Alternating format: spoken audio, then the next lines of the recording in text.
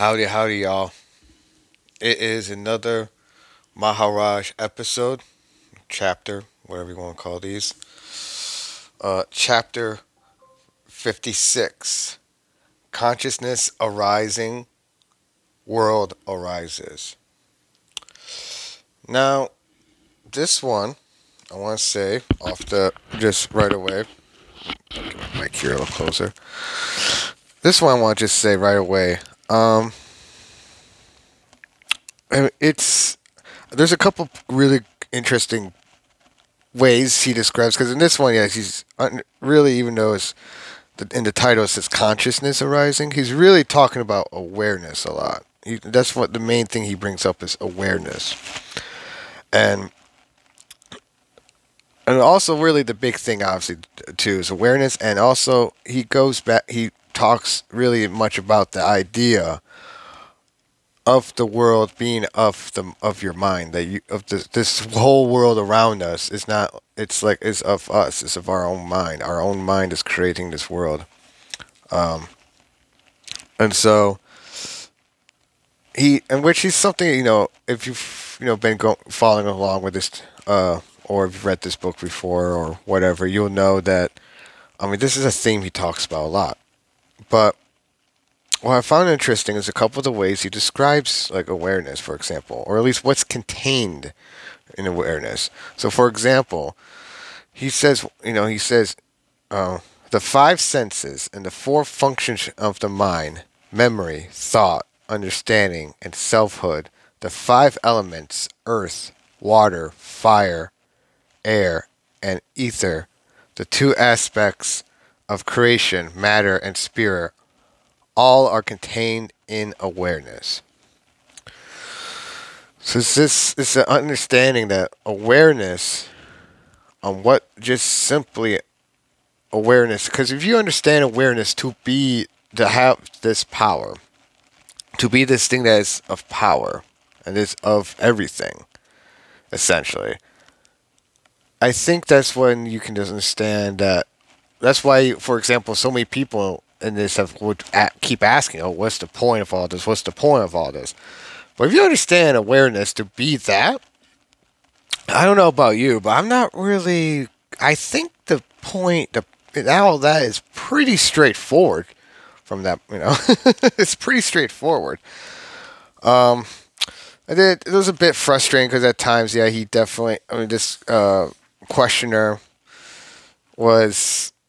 Because this happens so often. He will say these deep, incredible stuff that is like deep and profound, way more deep and profound than what they were asking as a question in general. Because this guy is more concerned about like what happens after life and death, and this guy is trying to talk about the very essence of like awareness and consciousness and self. He's going to some next deep levels beyond this birth and death, and he even does answer him just by saying like, birth and death, these are illusions. So like, I don't get what the questioner was trying to understand. Like, once he says, like, no, these things you're not really born, you don't really die. Like, these are sort of illusions. I mean, he doesn't use the term illusion, but that's essentially what he's saying. So, yeah. And then another point, where was it? It was another point that I really, really,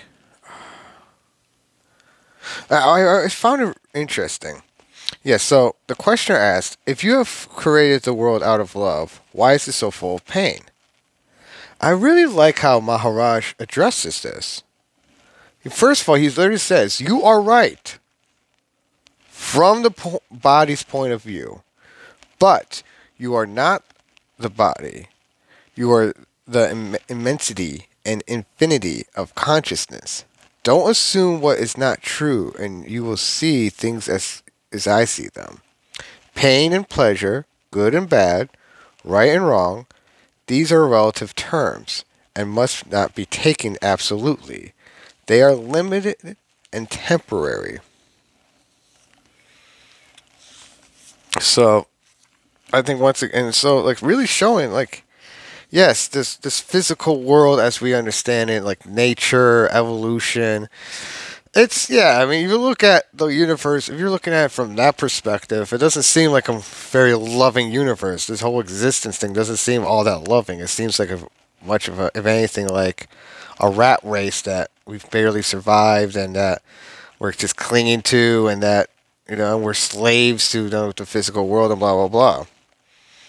But that's what Maharaj is trying to alert to you. Is like, no, this what you are, what you actually are, is so it's beyond all these conceptions that we have, which includes and all these things like pain, and that's how these self-aware people are able to transcend beyond like pain and pleasure and good and bad and right and wrong. That's why you might see like I don't know. It's like see like for example, Dalai Lama might say or be a little goofball at times, but that's actually part of what of the message. That's part of showing like humor. That's important too. You gotta be able to laugh. Things of this nature. It's just it's trying to understand all of this in a much just I think when people they're using these terms in a very surface level way, and they're not understanding that these terminologies are very deep. There's a lot more layers to how these terms are being used. Um,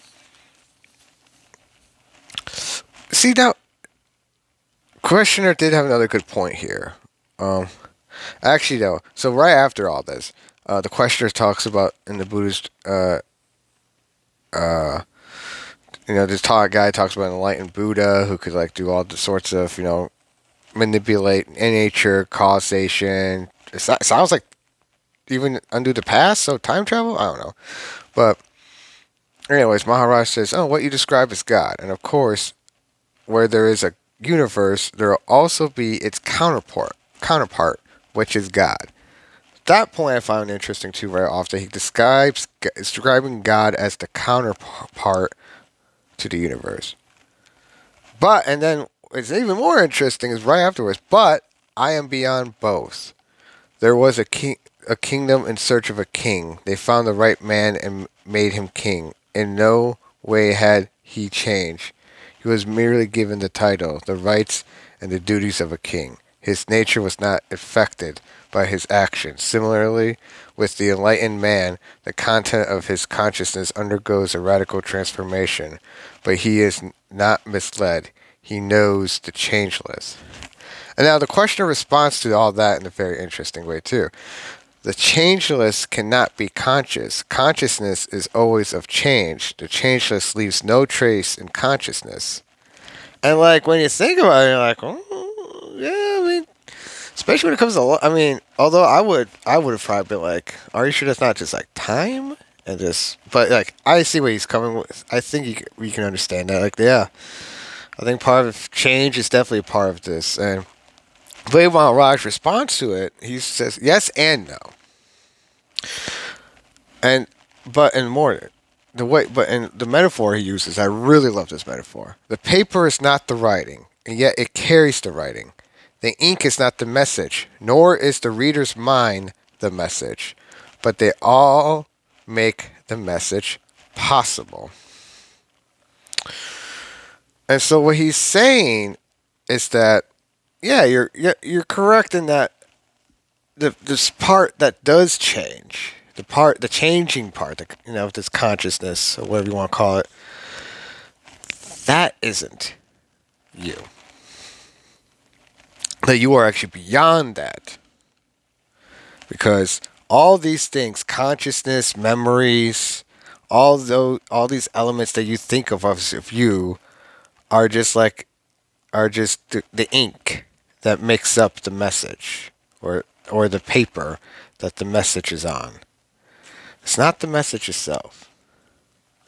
So I really, like I said, really like that metaphor. I think he's used it a couple times in this book. It's one of my favorite ones he does. Here's another good one. So he's, it's a Maharaj that says, before you were born, you you expected to live accordingly to a plan, which you yourself had laid down. Your own will was the backbone of your destiny.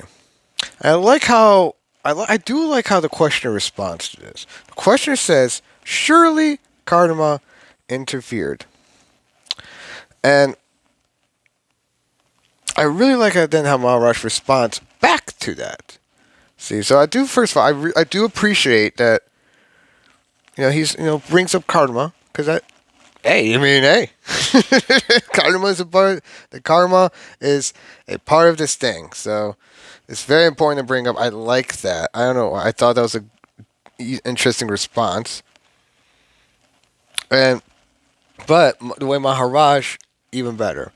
He says, "Karma shapes the circumstances. The attitudes are your own. Ultimately, your character shapes your life, and you alone can shape your character."